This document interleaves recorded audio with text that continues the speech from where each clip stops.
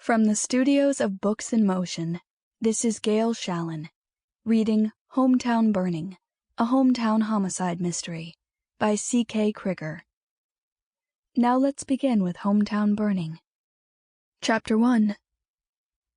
Chaotic noise greeted Frankie McGill as she pulled her pickup into the tiny Hawkesford, Idaho fire station parking lot.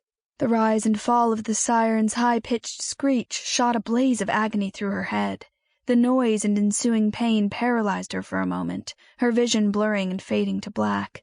Familiar anger seethed through her when thought became possible again.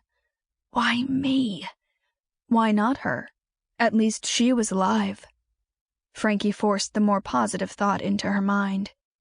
The blast from an IED outside Kandahar, Afghanistan had failed to kill her, even if it did leave her as damaged goods.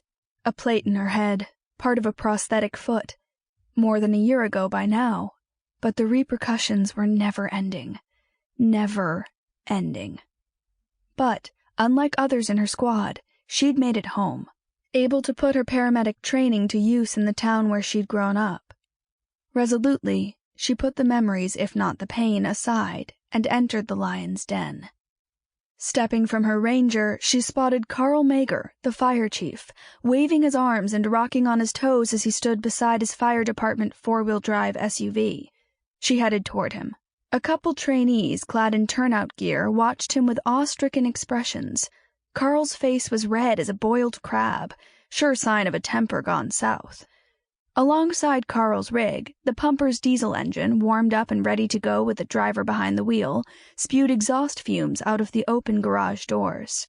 Two more volunteer firefighters dashed into the station at a run. With a quick glance at Carl, they donned their gear and climbed into the pumper truck, and there everyone sat, a puzzled expression on their faces. "What's going on?" she yelled at the chief over the siren's pulsating blare. The noise seemed certain to send her into a blackout. "Bertolds?" Carl roared back at her. "Nobody knows where it is." Including him from the look of things. "You ever heard of the place?" He didn't sound hopeful. After a moment in which she drew a blank, her sometimes faulty memory kicked in and she had it. "I have." She jogged the dispatcher's desk, leaned over the college girl's shoulder, and punched an override button. The siren stopped. "You have?" Carl repeated, his voice too loud in the new quiet. He glared a little at the young dispatcher. She, not so craven as the trainees, glared back. "You mean you know where it is?" His tone eased back a notch. Frankie nodded. "I do." Thanks to constantly puppy-dogging her granddad back in her formative years. The two volunteers looked relieved. The trainees, like a death sentence, had morphed into a life without parole. "Good. There's a fire. Take the lead." He crawled into the truck and stuck his head out.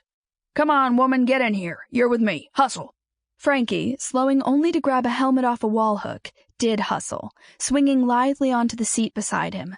She was still carrying her purse and had her car keys in her hand, not the most helpful of items for a paramedic to take on a run. Following Frankie's instructions, Carl led their cavalcade first south, then east of town. The call into dispatch, he told her as they tooled along the unpaved country road, was a foul-up from the get-go. "The caller not only didn't stay on the line, he didn't even give directions on where to find the fire," he said, "and our dispatcher had no idea how to locate the old Berthold place." His fist thumped the steering wheel as he mimicked the girl's voice. "I couldn't find it on any of our maps, Chief," is what she said. Frankie suspected that what bugged Carl most was that he didn't know how to find the place, an old homestead dating from the Coeur d'Alene Indian Reservation land lottery of 1909. He must have been ready to blow a gasket as minutes ticked away while Arlene searched. No surprise there. The passage of time is always a huge problem when it comes to fire, a credo Carl preached over and over to the volunteers. A glance in the pumper's side mirror showed Frankie that Lou, a seasoned fire department veteran, and the head paramedic, followed the pumper in the ambulance, far enough behind to protect his windshield from the gravel kicked up by the heavier truck's wheels. Chris, one of the department's more talented volunteers, accompanied him. Like most of the rest of the fire department, Chris was a comparative newcomer to the small town of Hawkesford. He'd taken some leave over the last month, and on this, his second... Sample complete. Ready to continue?